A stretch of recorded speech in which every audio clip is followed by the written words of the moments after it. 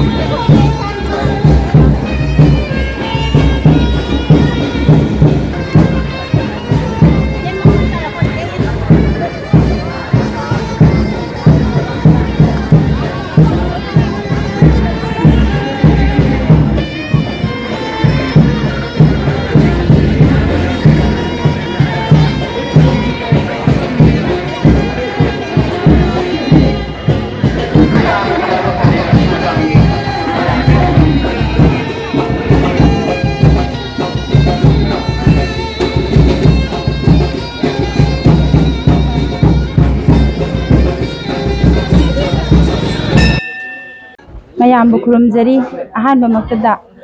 ꯑꯩꯈꯣꯏꯒꯤ ꯑꯁꯥꯝꯒꯤ ꯑꯣꯏꯅ ꯄꯥꯔꯇꯤꯁꯤꯄꯦꯠ ꯇꯧꯖꯔꯨꯕ ꯑꯁꯤꯗ ꯑꯩꯒꯤ ꯃꯤꯡꯅ ꯕꯤꯗꯨꯃꯨꯈꯤ ꯀꯣꯆ ꯑꯣꯏꯅ ꯄꯥꯔꯇꯤꯁꯤꯄꯦꯠ ꯇꯧꯖꯔꯨꯕꯅꯤ ꯑꯗꯨꯒ ꯑꯩꯈꯣꯏꯒꯤ ꯄ꯭ꯔꯤꯌꯥ ꯑꯌꯦꯛꯄꯝ ꯄ꯭ꯔꯤꯌꯥ ꯗꯦꯕꯤ ꯃꯍꯥꯛꯅ ꯄ꯭ꯂꯦꯌꯔꯗ ꯑꯣꯏꯅ ꯄꯥꯔꯇꯤꯁꯤꯄꯦꯠ ꯇꯧꯖꯔꯨꯕꯅꯤ ꯑꯗꯨꯒ ꯉꯁꯤꯒꯤ ꯈ꯭ꯋꯥꯏꯗꯒꯤ ꯅꯨꯡꯉꯥꯏꯕ ꯅꯨꯃꯤꯠ ꯉꯁꯤ ꯄ꯭ꯔꯤꯌꯥꯅ ꯃꯦꯗꯜ ꯂꯧꯔꯛꯄ ꯑꯩꯈꯣꯏꯒꯤ ꯏꯟꯗꯤꯌꯥꯒꯤ ꯑꯣꯏꯅ ꯁꯤꯜꯚꯔ ꯃꯦꯗꯜ ꯑꯃ ꯕ꯭ꯔꯣꯟꯖ ꯑꯅꯤ ꯑꯁꯤꯁꯤꯒ ꯑꯩꯈꯣꯏꯒꯤ ꯑꯛꯁꯇꯥ ꯑꯣꯜ ꯀꯁꯔ ꯁꯦꯄꯥꯛ ꯇꯥꯀ꯭ꯔꯣ ꯑꯦꯁꯣꯁꯤꯌꯦꯁꯟ ꯑꯁꯤꯅ ꯌꯨꯝꯕꯨ ꯑꯣꯏꯔꯒ ꯑꯩꯈꯣꯏꯕꯨ ꯍꯔꯥꯎ ꯇꯌꯥꯝꯅ ꯑꯣꯛꯄꯤꯔꯛꯄ ꯑꯩ ꯀꯁꯔ ꯗꯤꯁꯇ꯭ꯔꯤꯛꯇꯒꯤ ꯍꯧꯖꯔꯛꯄꯅꯤ ꯄ꯭ꯂꯦꯌꯔ ꯑꯣꯏꯅ ꯌꯥꯎꯖꯔꯛꯄꯅꯤ ꯅꯦꯁꯅꯦꯜ ꯂꯦꯚꯦꯜꯗ ꯃꯦꯗꯜ ꯀꯌꯥ ꯑꯃ ꯂꯧꯔꯕ ꯃꯇꯨꯡꯗ ꯍꯥꯏꯂꯀꯥꯟꯗꯤ ꯗꯤꯁꯇ꯭ꯔꯤꯛꯇ ꯌꯨꯝ ꯄꯥꯜꯂꯕ ꯃꯇꯨꯡꯗ ꯀꯣꯆ ꯑꯣꯏꯅ ꯆꯠꯆꯕꯅꯤ ꯑꯗꯨꯕꯨ ꯏꯟꯗꯤꯌꯥꯒꯤ ꯑꯣꯏꯅ ꯆꯠꯂꯨꯕ ꯃꯇꯝꯁꯤꯗ ꯑꯩꯈꯣꯏꯒꯤ ꯀꯁꯔ ꯗꯤꯁꯇ꯭ꯔꯤꯛꯇꯒꯤ ꯑꯣꯏꯅ ꯄ꯭ꯔꯤꯌꯥꯅ ꯁꯔꯨꯛ ꯌꯥꯔꯨꯕꯁꯤ ꯈ꯭ꯋꯥꯏꯗꯒꯤ ꯅꯨꯡꯉꯥꯏꯕ ꯐꯣꯡꯗꯣꯛꯆꯔꯤ ꯑꯗꯨꯒ ꯑꯩꯈꯣꯏꯅ ꯉꯁꯤ ꯀꯣꯂꯥꯂꯩꯃ ꯍꯥꯏꯔꯤꯕ ꯑꯁꯤꯒꯤ ꯒ꯭ꯔꯥꯎꯟ ꯃꯛꯇꯗ ꯏꯁꯥꯃꯛꯁꯨ ꯁꯥꯟꯅꯖꯔꯛꯄꯅꯤ ꯑꯗꯨꯒ ꯄ꯭ꯔꯤꯌꯥꯁꯤꯁꯨ ꯉꯁꯤ ꯁꯥꯟꯅꯖꯗꯅ ꯑꯁꯤꯗꯒꯤ ꯃꯥꯡ ꯇꯥꯕ ꯉꯝꯖꯔꯛꯄꯅꯤ ꯑꯩꯈꯣꯏꯅ ꯁꯥꯟꯅꯖꯔꯛꯄ ꯃꯇꯝꯗ ꯑꯋꯥꯕ ꯀꯌా ꯑꯃ ꯊꯦꯡꯅꯖꯔꯛꯏ ꯅꯨꯡꯉꯥꯏꯕ ꯀꯌా ꯑꯃꯁꯨ ꯊꯦꯡꯅꯖꯔꯛꯏ ꯑꯍꯥꯟꯕꯗ ꯑꯩꯈꯣꯏ ꯀꯣꯏꯠ ꯏꯚꯦꯟ ꯑꯅ ꯁꯥꯟꯅꯖꯔꯛꯏ ꯑꯍꯥꯟꯕ ꯁꯥꯟꯅꯔꯕ ꯃꯇꯨꯡꯗ ꯑꯩꯈꯣꯏꯅ ꯀ꯭ꯋꯥꯇꯔ ꯐꯥꯏꯅꯦꯜꯁꯦ ꯏꯔꯥꯟꯒ ꯁꯥꯟꯅꯖꯩ ꯏꯔꯥꯟꯒ ꯁꯥꯟꯅꯔꯛꯄꯗ ꯑꯩꯈꯣꯏꯅ ꯂꯩꯍꯧꯕꯅꯤ ꯑꯗꯨꯒ ꯑꯩꯈꯣꯏꯒꯤ ꯔꯦꯒꯨ ꯏꯚꯦꯟꯗ ꯑꯩꯈꯣꯏꯅ ꯁꯥꯟꯅꯖꯔꯛꯄꯁꯤ ꯚꯦꯠꯅꯥꯝꯒ ꯁꯥꯟꯅꯖꯩ ꯚꯦꯠꯅꯥꯝꯒ ꯀ꯭ꯋꯥꯇꯔ ꯁꯦꯃꯤ ꯐꯥꯏꯅꯦꯜꯗ ꯑꯩꯈꯣꯏ ꯚꯦꯠꯅꯥꯝꯗꯒꯤ ꯄꯣꯏꯟ ꯑꯅꯤ ꯈꯛꯇꯪꯗ ꯂꯩꯖꯍꯧꯕꯅꯤ ꯑꯗꯨꯒ ꯑꯩꯈꯣꯏꯒꯤ ꯗꯕꯜ ꯏꯚꯦꯟꯗ ꯁꯤꯜꯚꯔ ꯃꯦꯗꯜ ꯐꯪꯅ ꯑꯩꯈꯣꯏꯅ ꯂꯥꯛꯆꯔꯤꯕꯁꯤ ꯃ꯭ꯌꯥꯟꯃꯥꯔꯒ ꯁꯥꯟꯅꯔꯒ ꯑꯩꯈꯣꯏ ꯀꯥꯖꯗꯅ ꯂꯥꯛꯆꯕꯅꯤ ꯊꯥꯏꯂꯦꯟꯒ ꯁꯥꯟꯅꯕꯗꯤ ꯑꯩꯈꯣꯏ ꯊꯥꯏꯂꯦꯟꯗꯤ ꯑꯩꯈꯣꯏꯗꯤ ꯋꯥꯔꯜꯒꯤ ꯆꯦꯝꯄꯤꯌꯟꯅꯤꯅ ꯈꯇꯪ ꯑꯩꯈꯣꯏꯒꯤ ꯀꯩ ꯍꯥꯏꯅꯤ ꯑꯩꯈꯣꯏꯅ ꯈꯔ ꯄꯥꯔꯇꯤꯁꯤꯄꯦꯠ ꯇꯧꯕ ꯃꯇꯝꯗ ꯑꯩꯈꯣꯏꯅ ꯊꯥꯏꯂꯦꯟ ꯍꯥꯏꯕꯁꯦ ꯍꯦꯛ ꯇꯥꯕꯒ ꯑꯩꯈꯣꯏ ꯑꯉꯥꯡꯁꯤꯡꯁꯤꯅ ꯈꯇꯪ ꯃꯤꯄꯥꯏꯅꯕ ꯑꯃꯈꯛ ꯍꯥꯏꯗꯤ ꯋꯥꯔꯜꯒꯤ ꯆꯦꯝꯄꯤꯌꯟ ꯑꯣꯏꯕ ꯀꯩꯅꯣꯒ ꯇꯥꯕꯅꯤꯅ ꯍꯥꯏꯅ ꯀꯣ ꯈꯇꯪ ꯑꯗꯨꯒ ꯃꯣꯏꯒꯤ ꯄꯥꯔꯐꯣꯔꯃꯦꯟꯁꯁꯨ ꯐꯨꯗꯣꯛꯅ ꯁꯥꯟꯅꯔꯝꯃꯒꯗꯤ ꯑꯩꯈꯣꯏꯁꯨ ꯈꯇꯪ ꯀꯥꯕꯒꯤ ꯂꯩꯖꯕꯅꯤ ꯑꯗꯨꯕꯨ ꯏꯁꯣꯔꯅ ꯑꯩꯈꯣꯏꯒꯤ ꯀꯩ ꯍꯥꯏꯅꯤ ꯁꯦꯀꯦꯟ ꯐꯥꯎꯗꯤ ꯐꯪꯍꯟꯕꯤꯔꯝꯃꯦ ꯑꯁꯤꯒꯤ ꯅꯨꯡꯉꯥꯏꯖꯩ ꯃꯁꯤ ꯑꯣꯖꯥ ꯀꯩꯅꯣꯒꯤ ꯃꯈꯥ ꯇꯥꯅ ꯑꯩꯈꯣꯏꯒꯤ ꯁꯥꯇ꯭ꯔꯁꯤꯡ ꯃꯌꯥꯝ ꯑꯃ ꯄꯨꯊꯣꯛꯄꯒꯤ ꯀꯩꯅꯣꯁꯤꯒ ꯑꯇꯣꯞ ꯑꯇꯣꯞꯄ ꯍꯥꯏꯗꯤ ꯊꯋꯥꯏ ꯌꯥꯎꯕ ꯀꯌꯥꯝꯒꯨꯝꯕꯗꯤ ꯎꯔꯝꯒꯅꯤꯀꯣ ꯑꯗꯨ ꯈꯔꯒꯗꯤ ꯑꯣꯖꯥꯒꯤ ꯃꯤꯡ ꯍꯥꯏꯗꯤ ꯀꯩꯒꯨꯝꯕ ꯀꯅꯥꯒꯨꯝꯕ ꯁꯥꯇ꯭ꯔ ꯁꯥꯇ꯭ꯔꯤ ꯃꯌꯥꯝ ꯂꯩꯅꯀꯣ ꯃꯍꯩꯔꯣꯏ ꯍꯧꯖꯤꯛꯀꯤ ꯁꯥꯟꯅꯔꯣꯏ ꯍꯥꯏꯇꯥꯔꯦꯀꯣ ꯃꯈꯣꯏꯁꯤꯡꯁꯤꯒꯤ ꯋꯥꯈꯜ ꯀꯃꯥꯏꯅ ꯇꯧꯕ ꯍꯥꯏꯗꯤ ꯑꯩꯈꯣꯏꯒꯤ ꯐꯦꯃꯤꯂꯤꯗꯒꯤ ꯍꯧꯔꯒ ꯁꯞꯄꯣꯔꯠ ꯀꯃꯥꯏꯅ ꯇꯧꯕꯤꯒꯦ ꯁꯤꯃꯇꯪ ꯑꯝꯇꯪ ꯍꯥꯏꯕꯤꯌꯨ अगांसिंग हौजिक हौजिक थोरगिबा अगांसिंग सिदगी अनौबा अगांग कया अमसु अखोइगी इंडिया केमदा कोचिंग केमदा सरु जारुबा कया अमसु यावरी अखोइ अनौबा अगांसिंग को मिंग ओइना परबदा अखोइगी रितिका चनु लेंबी को अखोइ जारीबोंदगी रितिका शर्मा अदुदगी असिदगी कहनी अमना मंजुला मकोई सिंसिसु इंडिया केमदा सब जूनियर दगी जावबा होगलाबनी अदुगा मोइ इंडिया केमदा यावबा होरबदी सीनियर लेवल जूनियर लेवल दा जावरागदी मोइ इंडिया की टीम दा सोइदना सरुक जाबा फंगनी अदुगा गार्जियन सिंदगी कोऑपरेशन से याम ना लेजै अदुगा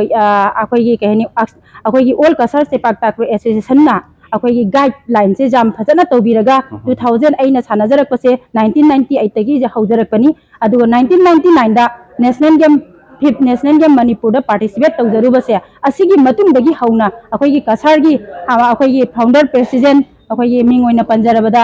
ओजा राजकिशोर अदुगा अखोइगी मिंगोइना पंजरबदा ओजा आरके सनाहन हौजी फोक्ता अखोइबु कदाइदा सोइखिदगे कदाइदगी अखोइ कमाइन तौरगा सानबसे पुखटकदगे हाइबगी आसादा ngasi फौदा अखोइ इंटरनेशनल लेवल दा ऑल कसरगी थोरकपदा याम कन राजेन बादगी अखोइगी एल थोइनु सनु मयाम अमा थोरकपसिगी मतुंगदा मैरा से खरा मुथादगी खरा तौखलुरे अखोइगी लॉकडाउन गुंबा अखोइ करुणा की अनाबा लैबसिना को अदुगा हौजी हौजी मैरा से चाखलकपसे हौजी अमुक हानगुमना हौगलकपसिदा ए प्रिया अखोइ हौगलैबसिगी मखाताना अमुकसु अंगांग अनोबो मयाम अमा लैजरी हैना आशा थमजरी अमरजीतसु इंटरनेशनल दा सानजरुरे ओ अमरजीतसु अदु मखाताबा अंगांग सिंगसु सानरखिनि हाइबगी आशा से थमजरगा अंगांग मयामदसु हाइजनिंगी असुगुमाइना अंगांग सिंगना अखोइगी मथक थोंबो इचे सिंग